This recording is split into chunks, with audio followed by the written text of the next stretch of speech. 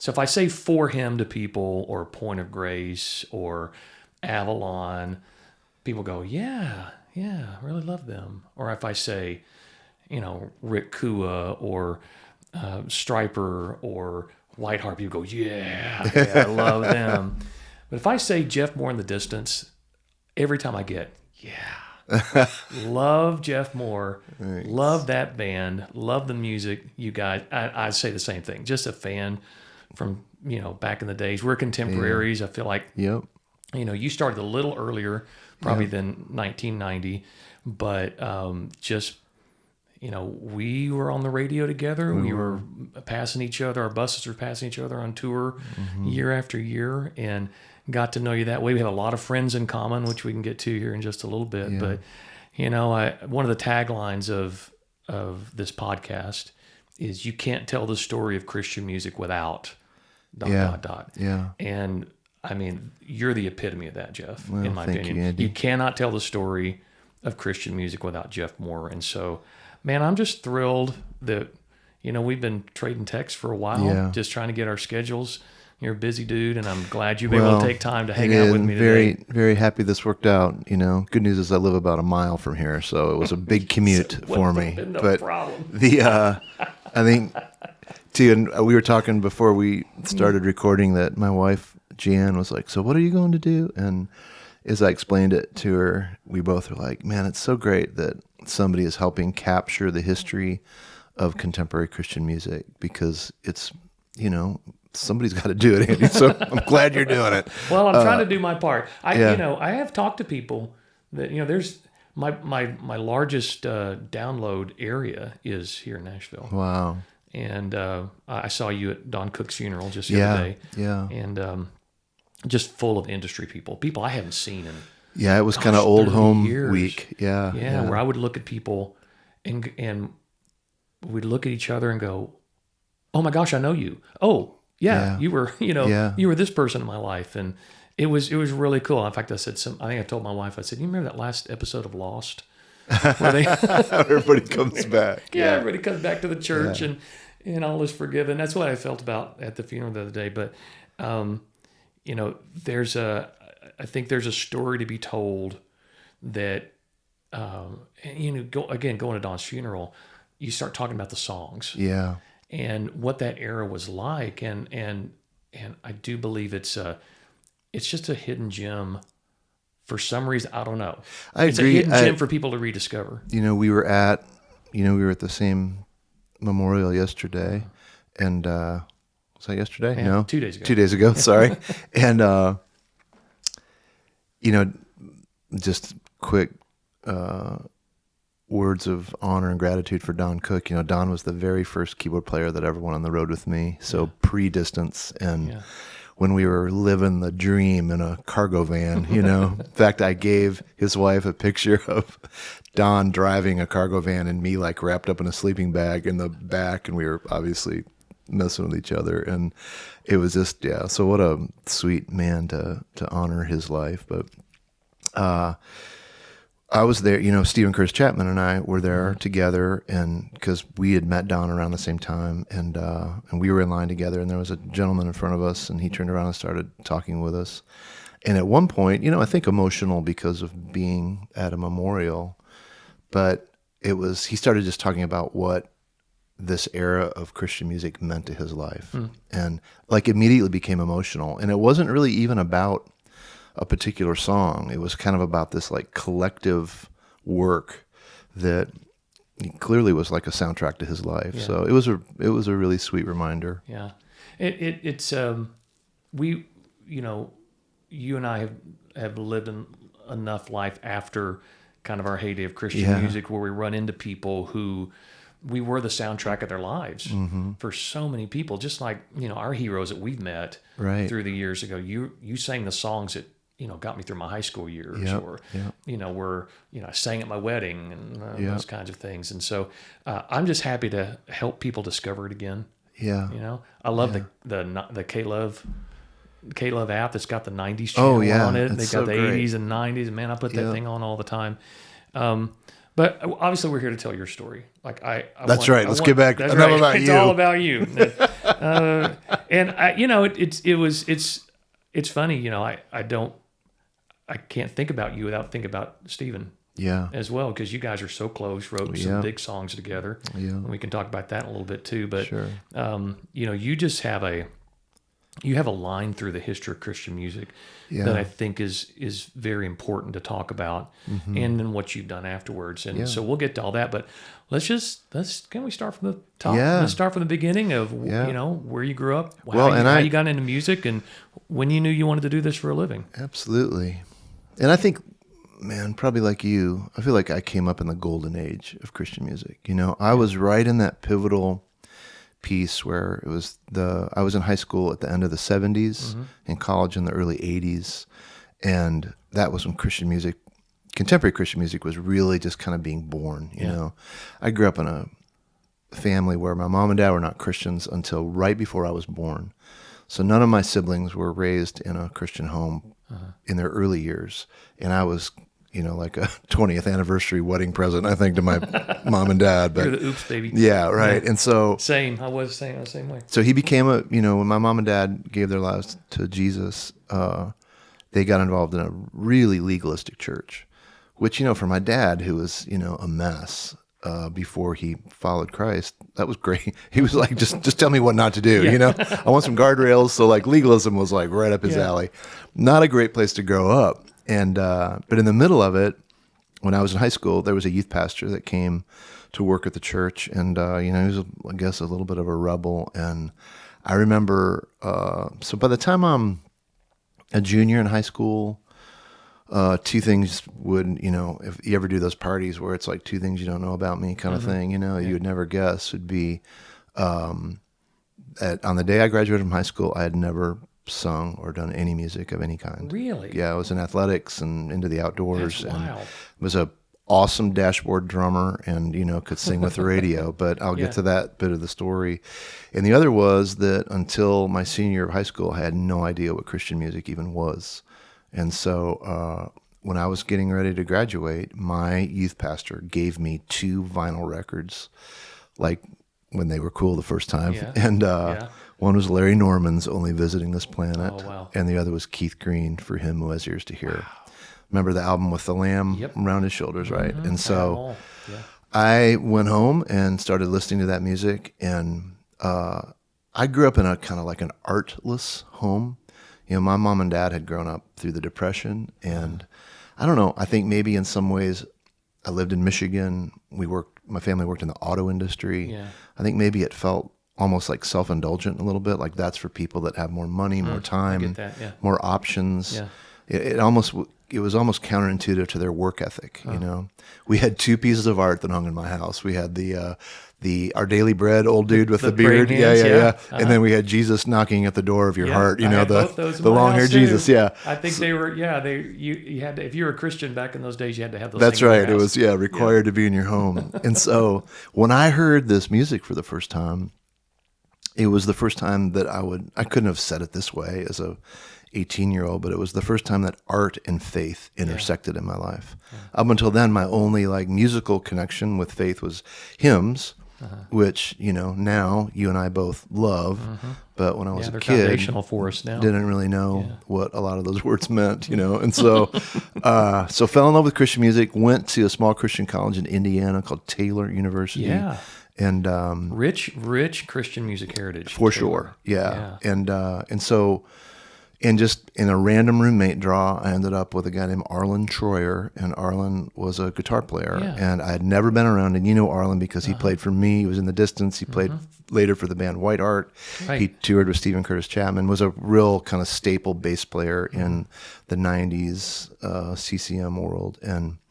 But he was an acoustic guitar player at that time, and I'd never been around a guy that could play by ear, and so it just seemed like magic, He could listen to a record, and he had this exhaustive Christian music collection. So Phil Kagi, DeGarmo and Key, Servant, Petra, and let's see, there might have been even some Honey Tree and Love Song and thrown in there. So that kind of era, right? Yeah. And I liked, some of it I didn't like, some of it I really liked. And, this is the part of the story that sounds kind of goofy, but it happened. He was in a band. Again, I'd never done any music before. Their lead singer got sick, like flu, puking sick, and they were playing 2 songs in this variety show on campus. I later found out it was just kind of a way to make fun of freshmen, I think. And so my roommate came, and Arlie goes, "Hey man, like, we are desperate. I've literally heard you sing just when you're goofing around. Would you be willing to sing these 2 songs with us?" And I was like, "Yeah, whatever. You're in college. It doesn't matter." So I was like, "All right." So I agreed to do it. It was terrible.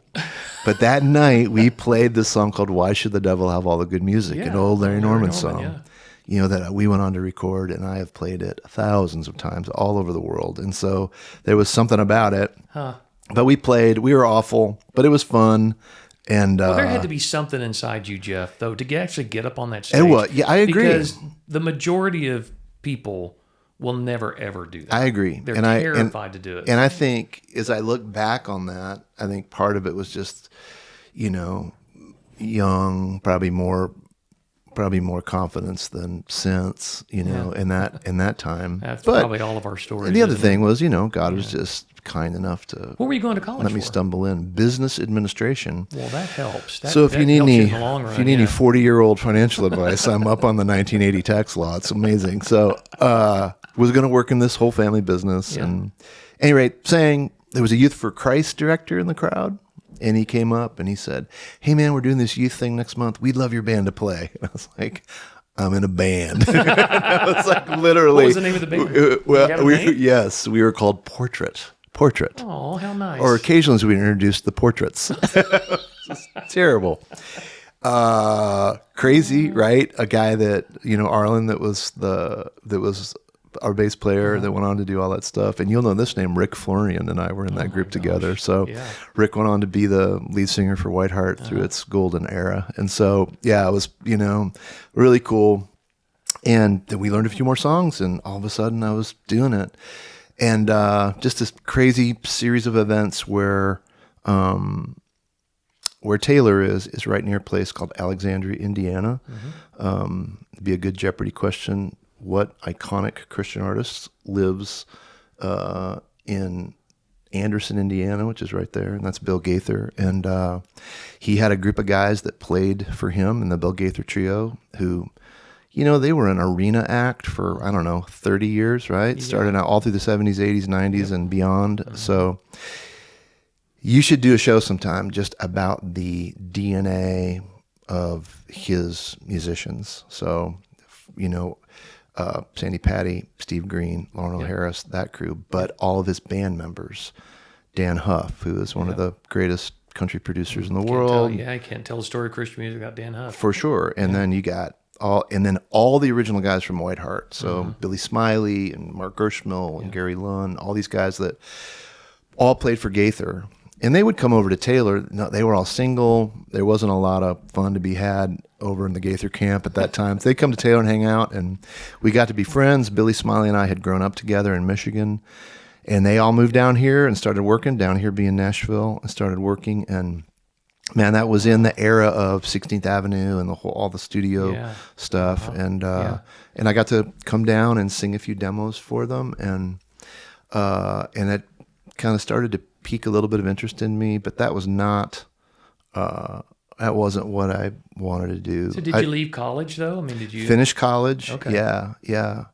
You'll love this, man. I was taking a shower before my final of college, and my roommate Arlen said, "Hey man, there's a phone call for you. It's somebody from Texas. No, Alabama." I was like, "Nobody calls me from Alabama." And so I answered, and it was a guy named Roger Breland. No, how about that? Yeah.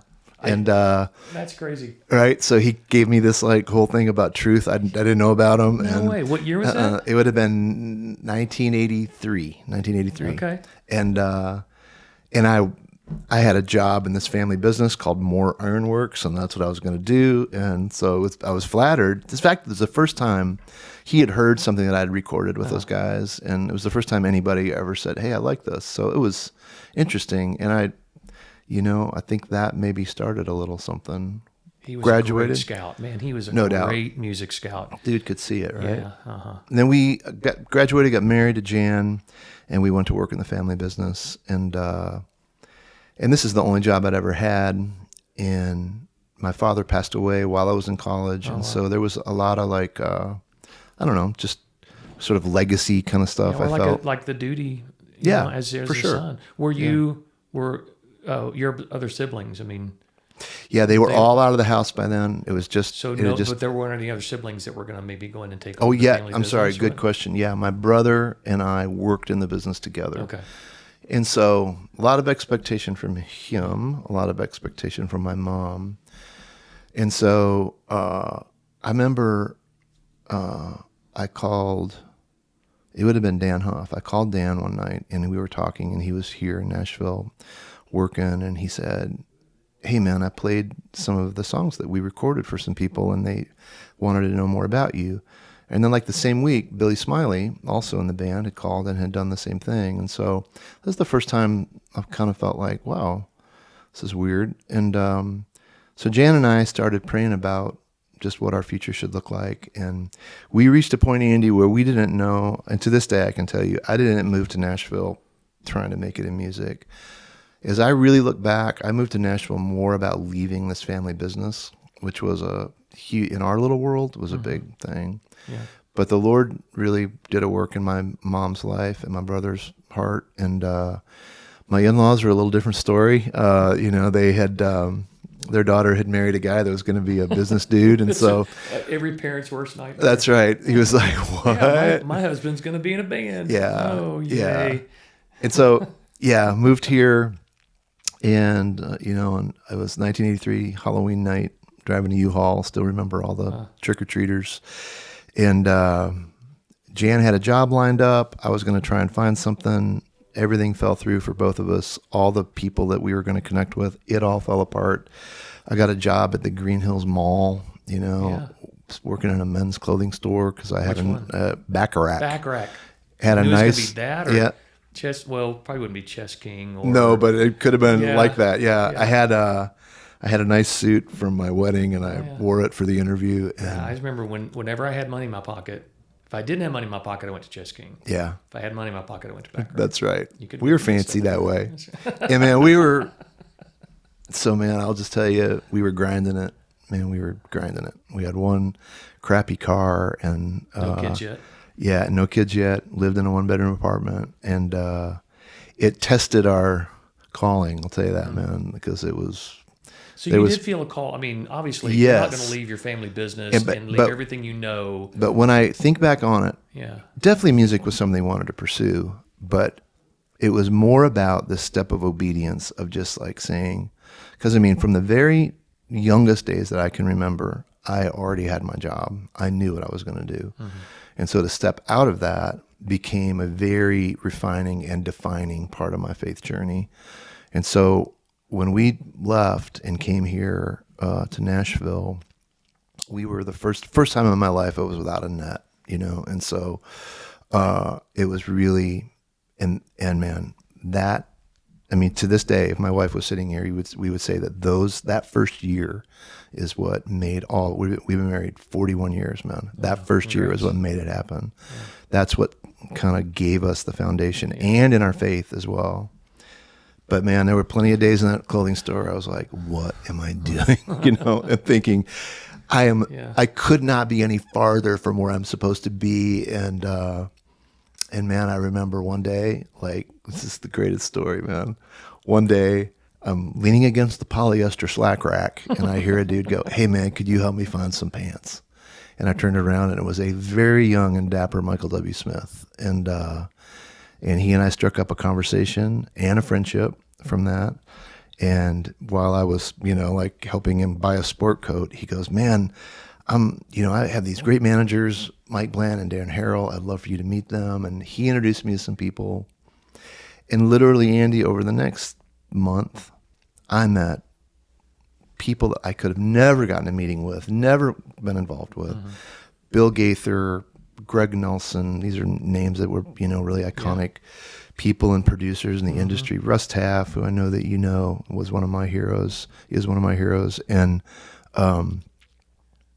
so I often tell people when they're like, man, how do you get started? I'm like, dude, get up and do the right thing, provide for your family, go to work. Yeah. I mean, because I was faithful to just do that, he put me in a place. Like if you filled a room of 20 people who were most influential in my music career, I met 10 of them in Baccarat clothing store. That's incredible. And I just, that opened doors, and I had, particularly a guy named Billy Smiley, who we saw at the same memorial that you and I were at. Mm-hmm. He went to bat for me, and that was an era where a producer could really help an artist get a record deal. Yeah. And so that started a journey, man. I signed with the Benson Company as a songwriter, quit my Baccarat job. And what year was that? That would have been 1984. Okay. And within a year from moving here, I had signed a publishing deal and signed a record deal. Mm-hmm. And my first album came out in 1985. And I went on the road opening for Whiteheart. Wow.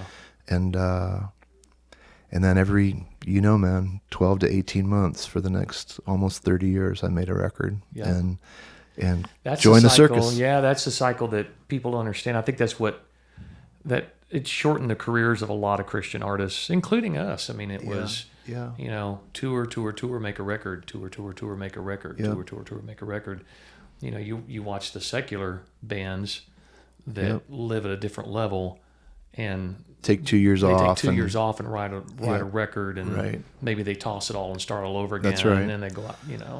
That's not the way it was, and the margins were so much smaller in the Christian world. Yeah, I was thinking about that even as I was thinking about some of the things you and I would chat about. But even during the heyday of the Distance years, which would have been basically all through the 90s, somebody sent me a picture the other day of a festival in Minnesota. Sunshine Festival is called. Yeah. I'm sure you played there. Uh-huh. And the first time I played there, it was at 9:30 a.m. Oh. And I don't know, they were a solid 50 people. And the rest of the festival field looked like there'd been a riot the night before, Hey, it's better than 1 o'clock and it's Six Flags in Dallas. It's true. Where 110 degrees, and there's the same number of people out there. But they sent me a picture. I'm wearing it was so funny. I can remember this. I found a bathrobe. And I put it on and found a newspaper and kind of did like I'm just getting up. Thanks for getting up with me. And I found some of the crew brought donuts to the crowd and all that. That's amazing. And then, I don't know, 10 years later or something, I got to close that festival. And I think one of the things that I'm so blessed in my career is that we grinded it, and nobody has ever appreciated it more. And I do think that's part of the deal today is that shelf life of stuff is so temporary and quick, and I also think that's another reason, this is my point I wanted to make, was why you doing something like this is important, because, there was an era where Christians primarily listened to Christian music, and that's really what gave you and I our careers, that you look out I look out in a parking lot, there'd be 100 church vans, where the youth pastor's like, hey, we're going to the show, get your tickets, do your thing, And that thing that we always all longed for, that our music would be available in a lot of mainstream places, I think it began to dilute kind of our fan base, for lack of a better phrase. And so I think, I don't even know if artists can do what you and I got to do. A lot of things would have to change. I mean, they have to go back to not streaming music anymore, and and then radio would have to be completely different. Yeah. And again, I our listeners are going to be like, you say this every time, Chrisman, but the toothpaste out of the tube. Give up. It is. It's kind of it's one of the main themes of this podcast is that. I use this term a lot. It was the Wild West. Yeah. And it was wonderful because all of us with all our different styles of music were on the same radio stations at the same time. There was such diversity. And those same church vans would go to a Twyla Paris concert. 100%. And then would go to a Geoff Moore concert. And then would go to a DC Talk concert. Mm-hmm. And it was most of the time it was affordable. But it was, tickets weren't outrageous. A lot of times it was give at the door, love offering, or whatever. But you could, I live in Tulsa now. And so, back in the day, you could have 6-7 tours a year come through Tulsa. And they'd all sell out. And they'd all be great. And then you're right. At some point, it all started to dilute, and we can or can't. I don't care if we do, but get into talking about secular companies coming in and buying the labels, and because that was a big part of and a big impact on my career, in a kind of an unexpected way. Were you guys was For Him with one label the whole run time, which is awesome. we were the Kobe Bryant of. I took a minute. It took me a minute to find a home, so I recorded. We were with Benson. I made 3 records for Benson, and they all were astoundingly average sales. And then I went to Sparrow, which was like they were the really cool kid on the block at that point. Yeah, I don't want to make anybody mad at Benson because I love all my Benson people, but Benson was kind of the Toyota, right? And Word and Sparrow. I may edit that out because that's kind of mean, but it's kind of true. I mean, there's a little more heat on artists. Yeah. Especially at Sparrow. Sparrow knew what they were doing. Yeah. So in that era, they were really crushing it, and so I made 3 albums for Sparrow, and that's when we became Geoff Moore in the Distance. I love to refer to myself in the third person, real highlight of my day. And then I got released from there because when I signed with them, they were super into like Christian rock and more progressive music, and they found out there just weren't that many people buying it, and so I was released, and that was a real kind of soul searching time for Jan and I, because if we were going to jump and go do something else, that was the moment to do it, you know. And I really didn't have a whole lot of, and maybe to give it a little historical context, is you would know, man, if you wanted to tour nationally, internationally, you had to have a label. It's not like today. Label was they were your entree into radio and promoters and events, and get you into a record store for sure, and you couldn't get distribution for it. And so one of the first Christian bands I ever heard that I fell in love with was DeGarmo and Key, and I had met those guys and got to know them a little bit, and they were label mates too. I mean, I had Eddie on not that's long right ago, and that's right, and they kept Benson afloat. They did for a long time. And this is deep dive in Christian music, y'all, but that's what we're here for. Their manager's name was Dan Brock. Right. Dan, in a really thoughtful, progressive, forward-thinking move, negotiated the ownership of some of DeGarmo and Key's masters. Did Eddie talk about this? Yes, he did. Some of his masters. And so they needed to make a greatest hits. They were going to make a greatest hits record, and they were able to own it and do it on their own label. So they started this label called Forefront. And so I meet Eddie and I meet Dan, and Dan Brock's wife, Darlene, who at that time was starting to do a little bit of artist management. And so and they had a guy named Ron Griffin. Ron, if you're ever listening, I love you, bud. It's been a minute, but I met with these guys, and Ron had worked as a publisher at my very first place at Benson when I was there, called Great Circle. Yeah. And so I go and I meet with these guys, and they had one artist. They had an artist named Larry Howard, who's a blues artist, and so they said, because I'm going to tell you, one of the truisms of music is the only thing that's harder than breaking a new artist is breaking an average selling artist that's got 5 albums and haven't done anything very awesome. But man, the Lord just kind of knit us together, and I signed a deal with Forefront. And I'll never forget this. This is a great Christian music story. I was getting ready to leave, and Ron Griffin said, "Hey man, I want to play you something." He said, and hip hop was starting to become kind of popular and even easing into Christian music. And he said, "Man, I got this cassette from these 3 dudes from Liberty." He goes, "Tell me what you think." And he goes, "It's crazy because like the black guy sings and the white guy raps," which was unusual at that time. And it was obviously DC Talk. And so, man, I spent 25 years recording at Forefront. Wow. And we had a lot of other cool artists that came along, but our core stable was DC Talk, us, Rebecca St. James, and Audio Adrenaline. Wow. And then later, Big Tent Revival was there, and Stacey Rico was there. There was a lot of great artists, but that kind of... Those guys were brilliant. I mean, they were so forward-thinking.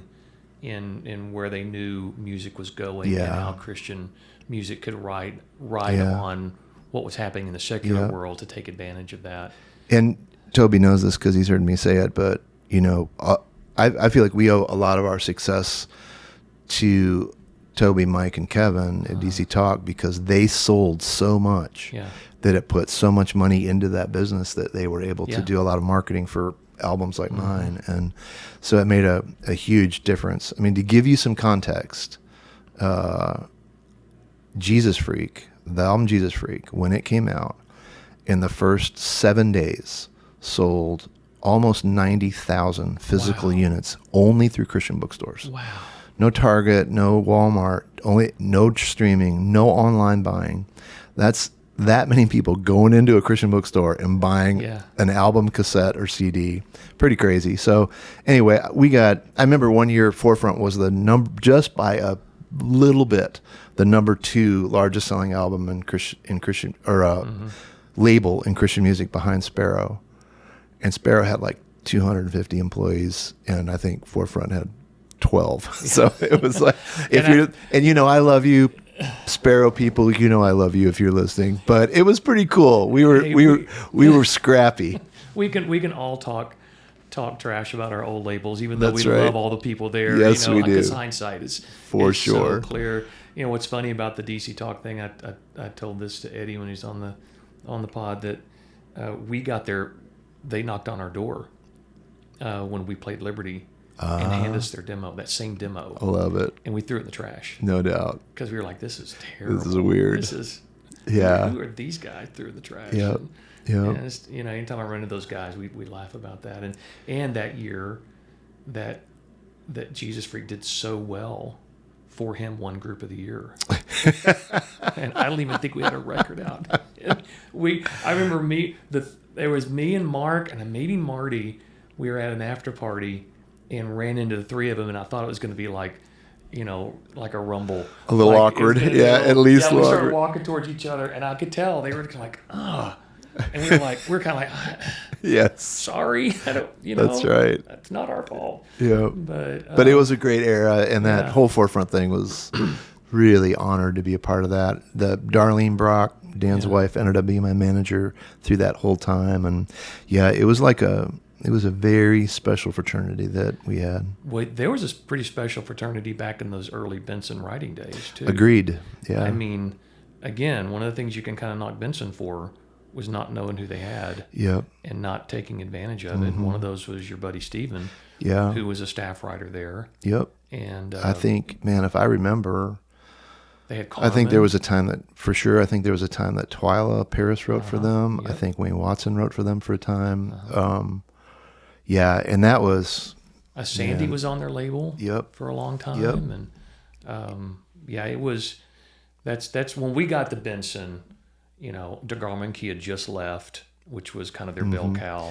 See that, because my first 3 albums were on Power Disc, which was the same label that they were on. I couldn't believe it. When I remember the first time I looked at that vinyl and had the same label as DeGarman Key, I thought, that a cool feeling? This is unbelievable. Yeah, it's a cool feeling to see your name on the same.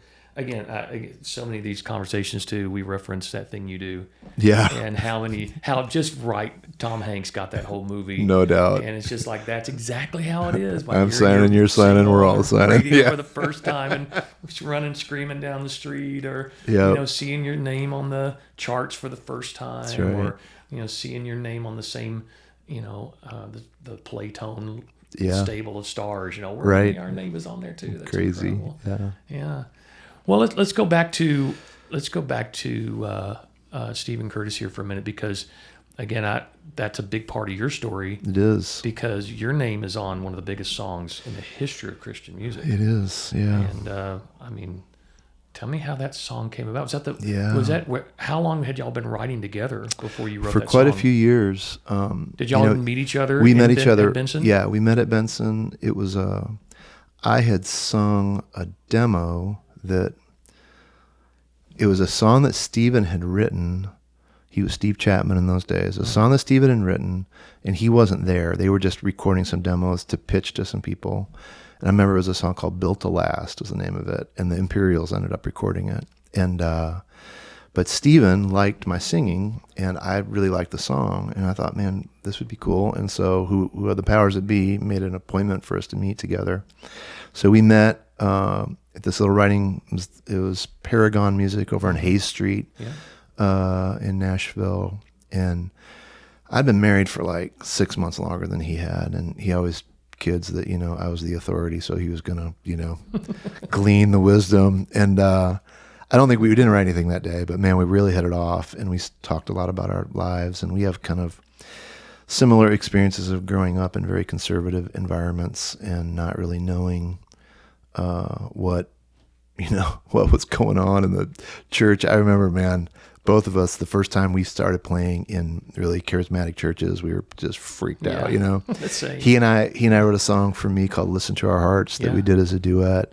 And really a lot of that initial idea was born out of, we're singing in all these different churches. They have all these different worship expressions, I don't know what's right. I don't know what's wrong. I don't know what's best. I don't know what's weird, what's whatever, Yeah. So, but I know this one thing, he hears our hearts on it. But so, that first day we introduced our wives, and, man, dude, that was, 35 years ago or more. And they're our best friends today. It's my Jan and Mary Beth are literally best friends. And so the journey that we've had together is, you can't make it up. So we started writing originally for me. Stephen actually came on the road with me for about 6 months and played guitar and a little bit of piano. And it was it was while he was writing to record his first album. Yeah. So he thought it might be good to get a little road experience. So we had some fun, and he definitely hadn't been in a van with a bunch of dudes, before. So it was a little eye opening for him. And he was like, "You are the most sarcastic people I've ever met." And I was like, "Dude, get a thick skin. Let's go. If you're not getting teased a little bit, there's a problem here." That's right. And we don't like you. If we're not. That's right. If we're not cutting you to pieces, we don't like you. We did learn to take it easy on the Kentucky boy. So, and then, and so on my second or third album, we wrote a few songs together, and then on his first album, and man, we were talking about it the other night. We both had small kids, and they would come to our house. We put all the kids to bed. Then he and I'd go in the back of the kitchen and play and work, quietest place we could find, and same thing at his house, or we would sleep over or whatever. So, but the songs really were just born out of a real kind of shared community. We came up in the same church, Christ Community Church. Scotty Smith is our pastor. Still a dear presence in both of our lives.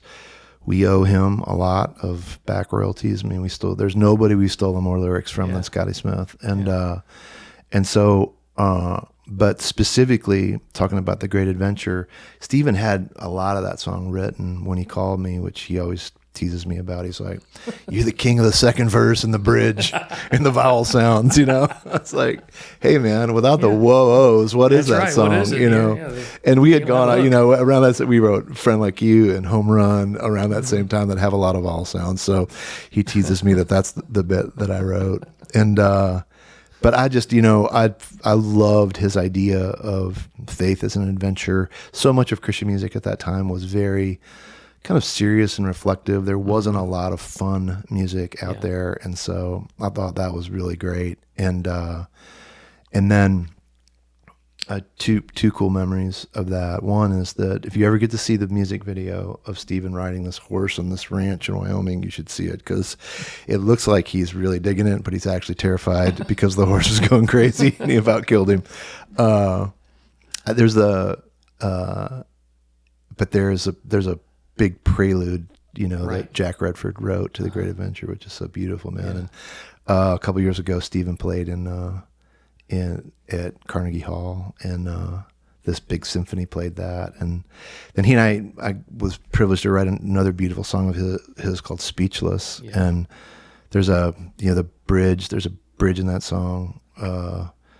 We stand in awe of you, and I can remember when we were working on that melody, we were actually like whistling this part, because for whatever reason we were whistling it, and then listened to the New York Philharmonic play these notes of these things that we had whistled in the basement in the middle of the night when our kids were sleeping. What an incredible feeling that has to be, just after all these years, even decades, to hear your songs, not reimagined, but enhanced in a way to where it there's another level it can go to. And I mean, that's just, oh gosh, have you seen the Week Away movie? Do you know the Week Away movie? It's I don't think so. Some of your listeners are going to go, "Come on, Andy, what are you talking about?" It's like it's sort of a gosh, I'm awful. My kids have gotten too old now.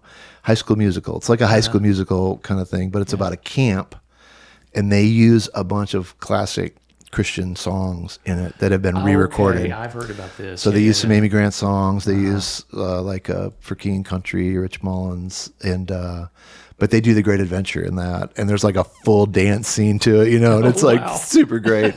And my girls were just like looking at me, shaking their head. I was like, I told you, I'm still super cool. So, and I just paid for dinner tonight.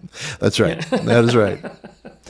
And man, I always, whenever I have an opportunity, to talk about Stephen, because we walked through Dark Night of the Soul when his little girl was killed, and Jan and I have 2 adopted Chinese daughters, and that was one of their very best friends in the world, and to watch he and his family navigate that experience very much in the public eye. I mean, you guys know statistically no marriages survive losing children, particularly when they're little like that, and to watch those guys fight it out and allow God to meet them. And if I've heard Stephen say it once, I've heard him say it 1,000. We said it at Don's funeral. I said it to his kids. I'm like, guys, it's either true or it's not. And if it's true, we're going to live like we have hope. Well, to see how they navigated their kids through that as well. 100%. Yeah. And so that was a great privilege to be able to, as hard as it was a great privilege to be able to walk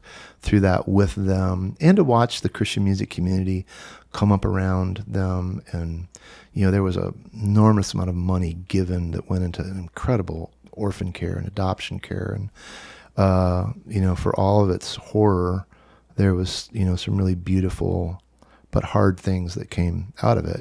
As Mary Beth often says, I would just really like to have my daughter back. By no means are we saying, worth it. Right. We're saying that out of the ashes, God raised up some good stuff. And again, as horrible as it was, it really shined a spotlight on Christian adoption agencies. It did. It turned the corner for so many of those organizations. That's right.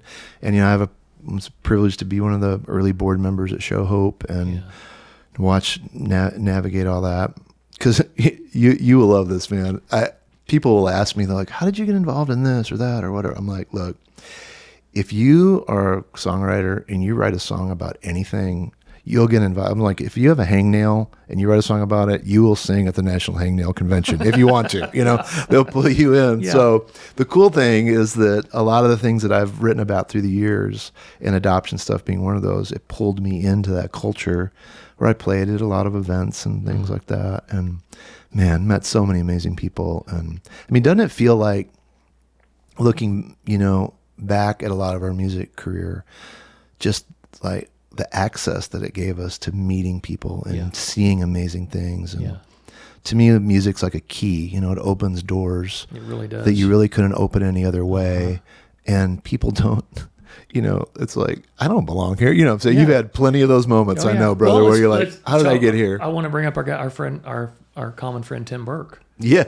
Yeah, Tim Burke's a big part of both of our stories. Absolutely. Because I'll never forget Tim. I'm going to have Tim on the Please do. At some point. His story's just amazing. I need to be the third guy to keep him honest, probably. But we'll bring you on as a fact checker. Yeah.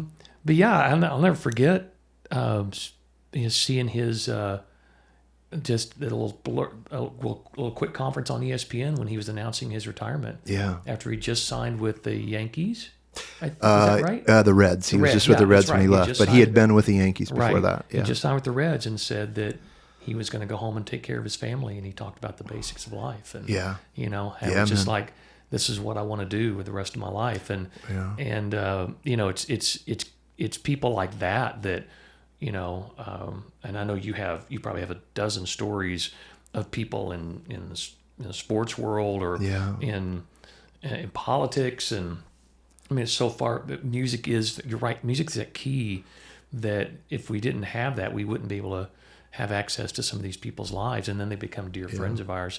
And Tim's, I love hear Tim's stories about you guys riding Harleys. Yeah, dude, and he's still one of my dearest friends, and he'll love that we're together.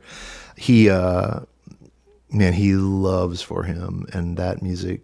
Talk about soundtrack of somebody's life. I mean, I wish it was my music, but it was really y'all's music. I mean, I know he served on a ministry board for y'all and traveled with you, and he did that a lot for me too. For those of you who don't know, Tim Burke is a retired professional baseball player, middle reliever, and is an amazing guy. Has led a lot of the main ministry through the National Hockey League for the last 2 decades, and to just a really special guy to both Andy and I. But yeah, he's a trip, man. I love that dude. Fun. I'll never forget Marty one time saying, "I want to catch a fastball from Tim." Yeah. And Tim's like, "No, you don't." He's like, "I could literally kill you." Yeah. But Marty talked him into it. Did you light him up? We were I think we were at a hotel somewhere, or it was like a motel. Like I remember the doors being outside, and Marty crouched down and Tim's like, "I'll give it to you. I'll give it to you about 3/4." Yeah. Okay. Yeah. And Marty said his hand hurt. We heard the pop. I love it. Like half a mile away. And Marty's like, "Yeah, okay, yeah, I'm done. I'm not gonna do that." We did, when my song Home Run, when we did the music video for that, it was at the old Nashville Sound Stadium, and Tim was the pitcher in it. And so we were just looking at some pic. We went through for Don Cook's memorial. My wife went through and found some old pictures, and we came up. It was that same era. Yeah. Came across a bunch of pictures with him too. So he's a dear brother. Back then. That's right. We did. Yeah. A nice little full. It wasn't. I see people call them mullets. Yeah. I don't think they were mullets. They weren't the traditional like Billy Ray Cyrus mullet, where it was short here and long in the back. It was. I mean, the whole thing was all. It was just kind of long and wrong, right? It was a lot. It's a lot going on. Yeah, long and wrong. That's a good way to put it. So here's a question I thought about earlier today. You and Stephen wrote so many songs together. Did you write for each other's records, or did you write just to write? And if you did you ever kind of go, "Well, I want that for my record. Wait, I want that for my record"? We did write. We usually wrote artist specific out for our album, our specific albums. That was usually because typically we would have had something started when we got with each other. And so we wrote a few songs for some outside people, but not a bunch. And then I don't remember there ever being, I think Listen to Our Hearts is probably the only one that because Stephen's career started to go pretty good at that point. And he was like, we'd probably make more money from this if I recorded it. I was like, you're an idiot. So Thanks. Anyway, it was, I think that was about the only one. And he ended up recording it, which is sweet. Cool, that song, Casting Crowns recorded it a few years ago. Oh, wow. And Stephen and I went in and sang with Mark on it. Oh, so it was really a cool thing too.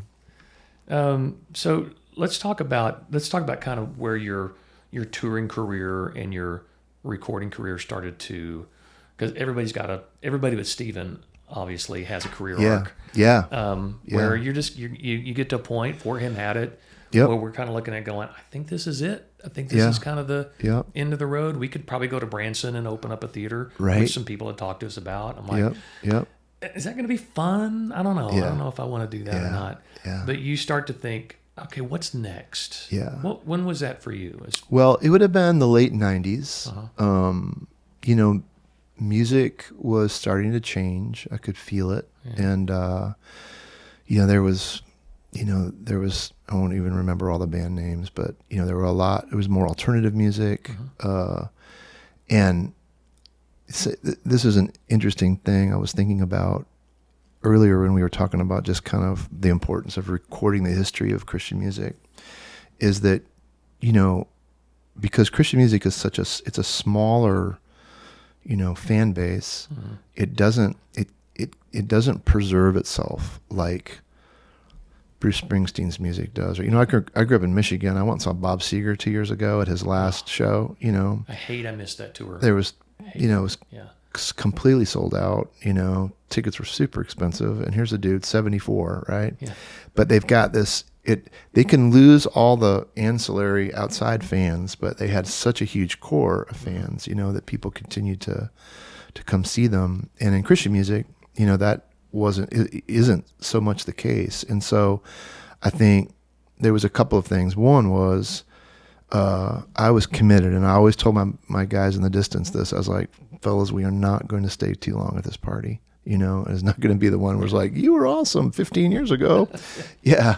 Muffin top, leather pants, let's go, right? And so none of that. Flatbed trailer. That's right. Yeah. Not doing it. Yeah. And so I really wanted to protect that legacy if we could. Yeah. And the other one was because you couldn't, at least most artists couldn't sustain a really core fan base on the same kind of music. It would have required some sort of reinvention. Yeah. And that's so hard. Yeah, and I didn't really feel called or compelled to do that.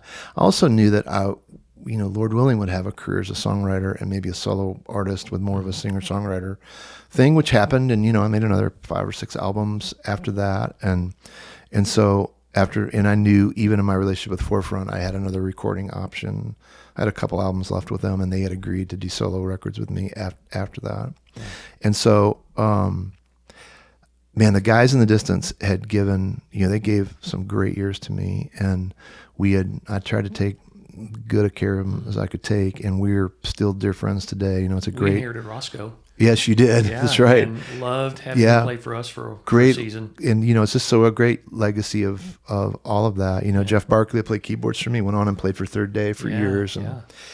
But I went to them a year in advance, and I said, all right, fellas, this is your 1 year notice. A year from, it was like August, I think. A year from now, we'll be done. Yeah.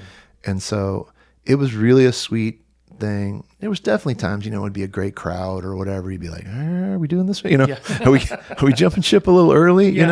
But I was happy to do it a little earlier than a little bit late, a little bit too late. And so, I think maybe I don't remember the exact years, 2000, 99, somewhere in there. We played our last show I remember it was at the University of Central Florida, and it was this awesome show. It was a Billy Graham thing, and we had a great last one, and I cried through the entire set, and it was a sweet, bittersweet end to it, but everything felt great. And here's a story I don't think I've ever told in a public forum before. We did that last show, and Stephen Curtis was doing a series of church dates, like 10 Southern Baptist churches in the South. And he had asked me, it was during Speechless, and he had said, I think looking back, he literally was like, man, I know it's going to be super hard for you to end this. Why don't you come out and we'll do like a little songwriter thing in the middle of my set. So I agreed to do that, and that ended up being really, really sweet, because it was just he and I sitting on stools, and it gave me a glimpse into what could be next. Yeah. And then I played, and then the last show of that run, I did this conference, like youth conference, that originally had been booked as a distance show like 2 years before, and I get there, and it's I'm trying to think who was there. I know it was like Kirk Franklin was there, and Jars of Clay. It was Jars of Clay and Kirk Franklin, and they're both like at the zenith of their careers, And so Jars of Clay plays, it's an arena, and then Kirk Franklin plays, and then he's supposed to bring the crowd down and introduce me, and I'm going out there with an acoustic guitar player. It's Roscoe, acoustic guitar player, lead a couple worship songs, and do a talk, and then give an invitation, and so. And, Kirk Franklin could not have screwed it up more. If he finished on 10, he introduced me at 11. And so I walked out there, and man, I can remember Andy just being like, what am I doing here? And so we led a couple worship songs, and it was sweet. And then I just talked about the gospel, and it was a big place. I went back to my room, and I was literally discouraged. And I remember I got up next morning, there was a note under my door, and it said, hey, Geoff, just thought you might like to know that like 650 people gave their lives to Jesus last night. And I was, man, you talk about crying like a baby. Wow. And that was a pretty pivotal moment for me to just say that season with the distance was awesome, and it's what it was, and that the Lord has more for me after that. And so that, yeah, God, I think that tour with Stephen and then that event with good old Kirk Franklin was important. You know, that's the great thing about, yeah, not to pat ourselves about what we're able to do, but there's so many options. But when we're in something that's really successful, that was the hard thing about For Him, was it was hard for us to, and I was kind of the first one. I kind of did the same thing with the other three guys. I went, hey, I'm going to give you a year. Yeah. And I think I'm supposed to go on and do other things. This is the end for me.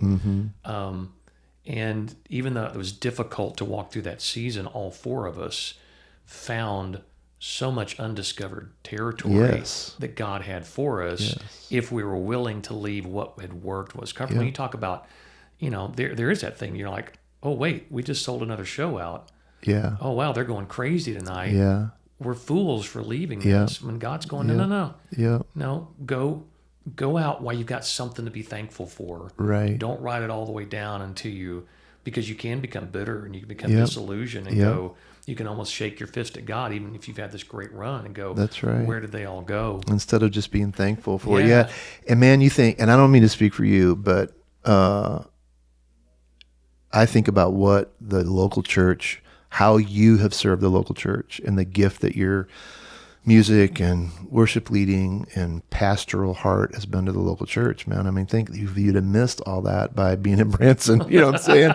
Isn't it crazy that there was a time when you would have, I would speculate, there was a time that you would have thought being a worship leader at a church was like a huge step down. Well, that was the consolation from what you were prize, doing. Yeah. Wasn't it? Right. If you couldn't make it in Christian music, go sing our music in your church. It'll be awesome. And that went all the way back to Truth for me. Right. Is when you finished your run in Truth, you'd go to Nashville and try to make it. And if you didn't make it and get signed, you'd go take a church somewhere. Yeah. Yeah. And that was always looked at as second place. Right. Until you run that race for a season and go, it's not second place. It's actually, it might be our first calling. No doubt. You know, and I know it was for me. Yep. And I loved what you did, you know, towards the, you know, when you started doing some of your solo stuff, there was a lot more worship and dedication to, you know, we had told our stories of our life in Christ. Now let's spend some time talking about who God is. Yeah. Be a little more vertical. Yep. And I think we all needed to stretch that muscle. And that's, you know, that's when worship kind of came in and took everything over. That's right. That's right. But it all comes back around, doesn't it? Yep. Yeah. That was such a great, and I think it's great.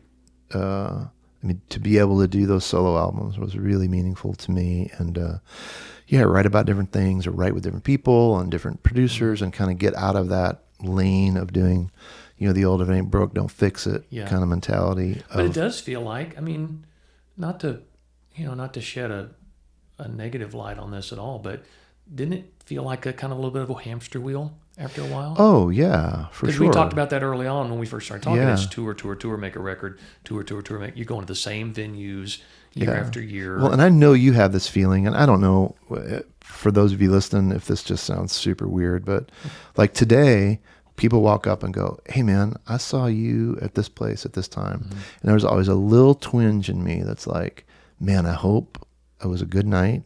I hope that I was in a good place, you know, because sometimes, you know, you're sideways with your wife or money's tight or you're struggling with whatever, you know, you're exhausted and all those things. And so I've always told people, you know, because I've just said, man, I don't remember that specific thing, but I remember that era. Yeah. And I know that we were trying to mean it and trying to give our best every night. And I hope you felt that. I feel the same way. I have people come up to me all the time and go, hey, I met you in San Bernardino in 1989. Right. And I'm like, oh, I hope I made it good in there. Yeah. And they're like, oh, you were so wonderful. I'm like, oh, thank God. Good night. Yeah. Oh, thank you, Lord. That's because I do. There's a little bit of that I live in fear of going, oh, you look back and go, how many times was I just a rear end of people? Right. Because we were human, right? Yes. I tell you, Wayne Watson really set me free from that. He toured with us for one season, and he really set me free from that trap of thinking I have to be everything to everyone all the time. Yeah. And he's like, it's okay to be yourself. It's okay to hurt. It's Yeah. okay to be tired. It's okay to walk away and tell people, say, hey, I appreciate all of you, but I have to go now. Yeah. I have to go be by myself now. Yeah. I have to go home now. Yeah. And that I carried some of those mentors in my life through those years helped me today. Yeah. Because, even getting into you mentioned being in the worship space. Yeah. There's some times there too where you can, people come and say, I saw you lead worship, or I talked to you after a worship conference, and I'm like, and the same feelings come back going, oh no, I hope I made a good impression. Yeah. I hope I didn't say anything that ruined your day. Right. But we're allowed to be ourselves. And, That's I right. think that's something we can look back on too and go, let's, I don't feel like we have to fear that, because we were doing our best. Yep. And that is one of the things I love about the music culture and community now, is I feel like that's encouraged more. Yeah. And there's a little bit more freedom for people to be themselves. And it's a double-edged sword. Let me just say that Agreed. too, because That's right. And then when people are themselves, we go, ooh, I don't know if they should be saying that or That's doing right. that, or have that view on society. But dude, we're at a point where if we get canceled, that'll be like good for business. You know what I'm saying? Exactly. Any news is good news. That's at this right. point, That's for our right. careers. Let's talk about what you're doing now. Yeah. So, again, I want to talk after this is over, just to, For sure. because of our ministry at the worship table and what you're doing. I love that. You've got a place where you're ministering to people and taking on great adventures. It's a crazy story, man. It's like, so, in a lot of the era that we've been talking about when we were, touring so much, I mean, it's like being in the circus, right? I mean, it really is, and, I saw an old picture of a show the other day that a photographer taken from like somewhere up above the stage, and there was a piece of tape on the front of the stage that said, "You are in Toledo, Ohio." And I'm just like, isn't that crazy to think that we had to be reminded of what city we were in? I've seen the wrong city several times. Yes, nothing put a damper on it. Like, good to be in the wrong city. So, and I heard a guy say this the other day. He was talking about being really busy, and he goes, I wasn't burned out, but I was overheated. I thought, that's a good analogy, because that's how I felt. I was like, this is great. I just don't think this is sustainable, and every one of us have friends that we have watched, sacrifice their family, their health, whatever, on the kind of altar of ministry. And so, I had some good people in my life that were just like, man, you need to, slow it down a little bit and figure out how to get some margin in your life. And, I started playing golf again. I'd grown up playing golf, got away from it. It was a big part of my friendship with Toby Mack, is that he and I love play golf together. So that helped me a lot. And then, but I grew up in the woods. I grew up hunting and fishing. And that was really my sort of connection with creation and the thing that I loved the most. And I'd gotten away from it. We moved to Nashville. I didn't have any place to go, whatever. So, the quickest piece of the story is I was playing the show at a Christian college in South Dakota, and I met a guy that took me hunting day of the show. He was like, you ever pheasant hunted? And I was like, no. And he goes, you want to go? And I was like, yeah, like a year from now, maybe I can squeeze it in. He's like, I mean, right now, what time sound check, So literally we got in the school van and went, and that kind of started awoke a little something in my heart. I met another guy out there that had a farm, and I took a group of guys from Nashville on a pheasant hunting trip, and Eddie DeGarmo was one of those guys. And we were sitting around a fire one night, we'd made a dinner, and man, Andy, if I can put into words, I just felt like God just said, pay attention to this. And I logged it back there because it was I was still playing a lot, but it was years later. But I began to take a few more people on trips.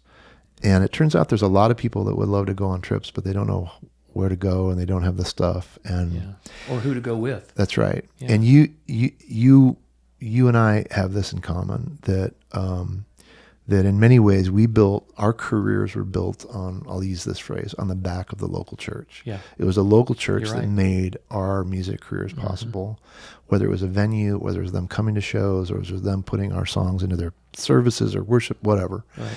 And like you, through the years, I became friends with a lot of pastors, and I began to get a glimpse behind the curtain of what a hard job it is and how isolating it can be, and how literally, talk about unsustainable, so many of these guys' environments they find themselves in where they can't be honest to anybody because they'll lose their job, and they don't have very many friends, and they're underpaid, and they're overworked, and people have ridiculous expectations of them and all this stuff. So I just felt like the Lord said, hey man, it's time to pay back a little bit. And so I started a little nonprofit to raise some money to take some of my pastor buddies on some outdoor trips. And that little idea has kind of grown into sort of what my great life's work is. I feel like I've had two great callings in my life. One was to go into Christian music, and the other was to lead this ministry called Fellowship Adventures. And, this year we'll take about 500 people in ministry on outdoor adventure trips.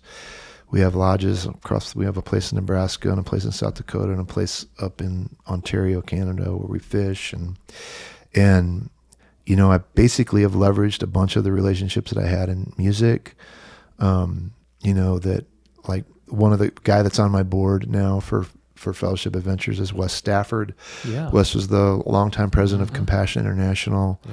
When he was serving in that role, he came and said, hey, would you curate a trip for us? And we'll bring some board members and donors. And, we went fishing, and, it's hard to explain, Andy, but it's hard to say, if you do the right thing in the right place, you can go into these wild wilderness places and things get done that would never get done in a boardroom or in a meeting somewhere.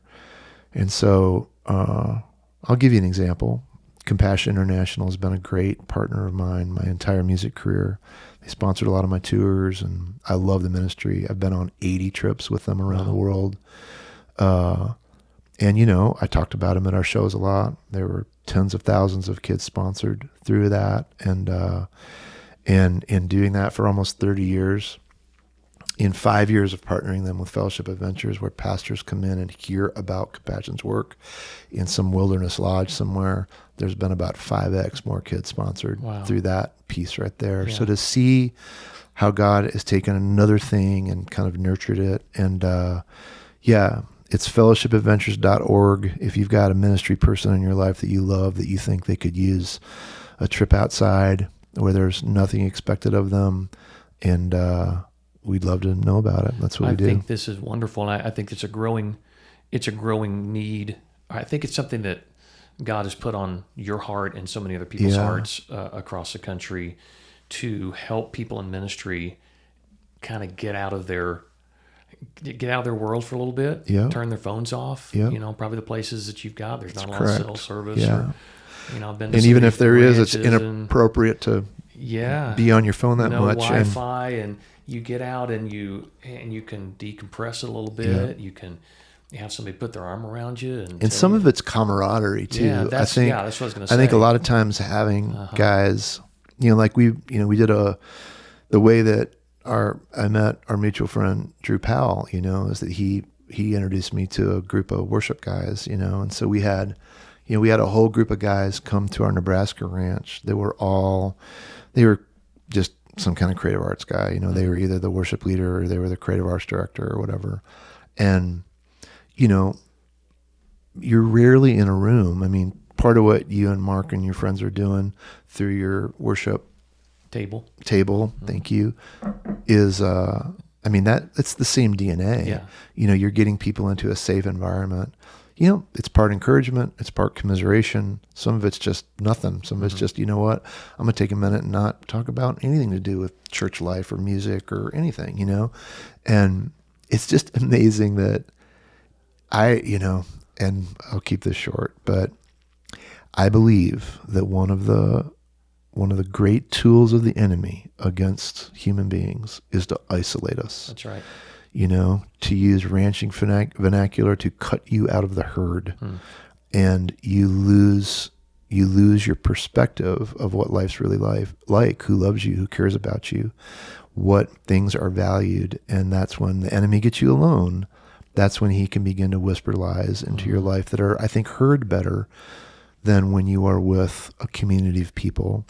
And so we create these kind of micro fraternities and even some sororities now, where we allow like-minded people to come together, where they have no expectations. And God's raised up some really faithful folks to help support us, that allows us to be able to fund tons of these trips. And I think that's part of the beauty of it. I mean, being a pastor is never going to get easy, ever. And so you either, you can't, so, you can't sit around and hope, I don't completely believe, but that old phrase, hope is not a strategy. In this situation, that's true.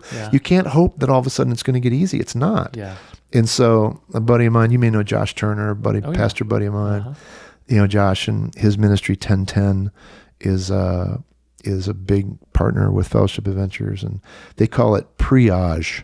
Instead of triage, they call it triage. They're helping people before they get sick. So it has been a great privilege. And just over the years, I kind of went from like 80-20 music, Fellowship Adventures, to 50-50. And now it's about 80-20 my outdoor work and music. I still get to travel and play and do a few really fun things. And that's what I was going to ask. Do you still get to go out and do concerts? And I do, probably like you, I get to do all manner of things. I don't tour anymore, but Stephen and I usually do several shows a year together. Like he just did an Alaskan cruise, and I went and we sang together, and we did Cruises will always be on the that's right on the horizon. We did a whole set of just songs we had written together, which was cool. And then and a lot of benefit stuff.